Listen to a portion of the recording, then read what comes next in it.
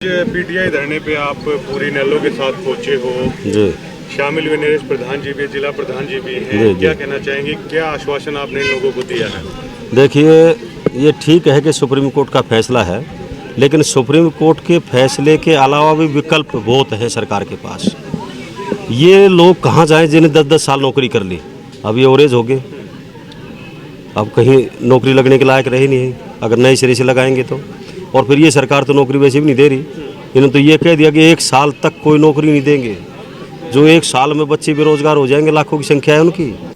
अब वो फैसला आया था सुप्रीम कोर्ट का, चौटाला साहब ने HISF Haryana industry security force एक नई फोर्स खड़ी करी, पुलिस और सिक्योरिटी फोर्स, और उसमें कुछ तो उसमें एडजस्ट किए और कुछ हरियाणा पुलिस में किए। उनको एज में भी रिलैक्सेशन दिया और इंटरव्यू में भी उनके नंबर एक्स्ट्रा जोड़ दिए। तो इस किस्म का कोई फैसला सरकार करे ताकि इनके पीठ पर लात ना लगे। देखो, एक तरफ तो चौधरी ओम प्रकाश चौटाला जी हैं जो 3206 सरकारी कर्मचारी को नौकरी देने की एवज में सजा काट रहे 10 साल की, और एक तरफ ये सरकार है कि इनको ले नहीं रही है। तो सरकार को चाहिए कि इनके मामले में विचार करें और विधानसभा का सत्र बुला करके उसमें कानून बना करके इनको दोबारा से नौकरी पर लेने का काम करें। कांग्रेस के राज्य में इन लोगों को लिया गया था, क्या लगता नहीं कि कहीं कांग्रेस की भी कुछ खामियां रही होगी? मुझे उसके बारे में ज्ञान नहीं है कि खामी क्या है, ना मैंने सुप्रीम कोर्ट का फैसला पढ़ा है। लेकिन अब तो बात यह है कि इनको रोजगार कैसे मिले। अगर कानूनी खामियां रही हैं तो फिर सजा उनको मिले जिन्होंने कानून तोड़ा है। इन्होंने नहीं तोड़ा है, ये जो बैठे हैं जिन्होंने तोड़ा है, चेयरमैन ने और जो मेंबर थे उनके या जो भी उसमें शामिल थे, तो उनको सजा मिलनी चाहिए। इनको क्यों दे दी? बहुत बड़ा वादा आपने किया इन लोगों के बीच की, आपकी पार्टी की लहर चल पड़ी है, जिक्र हो रहा है, अगर आपका राज आ जाता है तो आप लगा दो। इसमें कोई दो राय नहीं है। चौधरी ओम प्रकाश चौटाला जी, भाई अभय सिंह जी जो कहते हैं वो करते हैं। अब 8 तारीख को लॉकडाउन खुला था और 8 तारीख से ही हमारी पार्टी में सैकड़ों नहीं हजारों की संख्या में दूसरी पार्टियों के लोग शामिल हुए हैं।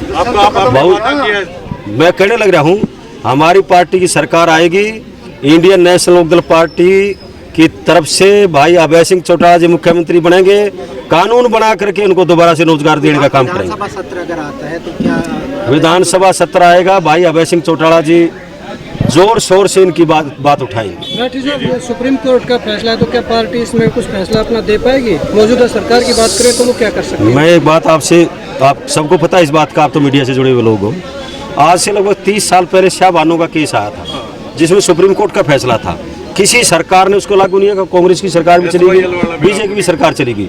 SYL का फैसला हरियाणा के हक में आया था, ये सरकार लागू क्यों नहीं कर रही है? SYL तो जीवन रेखा है हरियाणा की, उसको तो लागू कर नहीं रहे हैं। इन बेचारों के पेट पर लात मार करके इसके फैसले को लागू कर रहे हैं, ये गलत तरीका सरकार का।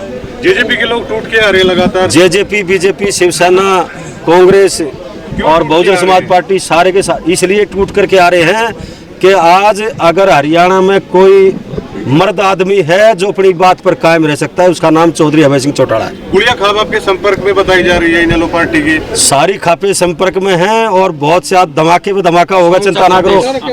ये शर्मा जी ने शुरुआत कर दी है, नरेश शर्मा जी ने, पूर्व विधायक हमारे, और इन्होंने शुरुआत कर दी और उसके बाद भारत ये आपकी बहुजन समाज पार्टी सारी की सारी पार्टी मर्ज करेगी और बीजेपी की जी में आप शामिल हो गए। आज आपका कार्यक्रम भी देख लिया, काफी ओजस्वी बोल रहे हो, तो बोलो घाटी साहब जो कह रहे हैं पार्टी की जो पड़ी है, जो प्रधान जी ने बोला वो सत्य है। और मैं अपने प्रधान जी से जोड़ते हुए एक गुहार जरूर लगाऊंगा कि विधानसभा और पार्लियामेंट राष्ट्र स्तर पर कानून बनाती है और विधानसभा राज्य स्तर पर, तो क्यों नहीं सेशन बुलाकर स्पेशल और इन भाइयों को कानून बनाकर राहत दे सकती है? उसको मौलिक अधिकार है विधानसभा को। और पक्ष और विपक्ष अगर इनको न्याय देंगे, इनके भविष्य का ध्यान रखेंगे, इनके पेट पर लात ना मारकर इनको राहत देंगे, तो पक्ष और विपक्ष उनको समर्थन करेगा और इनको राहत देने में हर संभव सहयोग सरकार के साथ खड़े होगा समूचा विपक्ष और सहयोग करेगा। एक देश दो कानून, एक जननायक युग पुरुष चौधरी ओम प्रकाश चौटाला जिसने ये कहा कि मेरे को जेल भलाई होगी लेकिन मैंने रोजगार दिया है, उसमें कोई धांधली नहीं थी, इसमें धांधली की खुशबू भी आ रही है। और इन्होंने योग्यता के आधार पर नौकरी पाई, धांधली की तो जो सेंटर राज्य में बैठे लोग हैं, जो बोर्ड था, जो सरकार थी, उसने की धांधली। पात्रता के आधार पर इन्होंने नौकरी ली, इनका क्या कसूर है? इनके पेट पर लात क्यों मारी?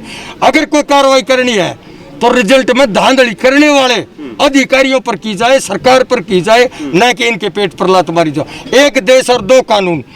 एक प्रदेश का मुख्यमंत्री जो एक एक बच्चे को प्रदेश के अंदर रोजगार देना चाहता था, किसानों को राहत देना चाहता था, किसान को मजबूत करना चाहता था, वो जेल काट रहा।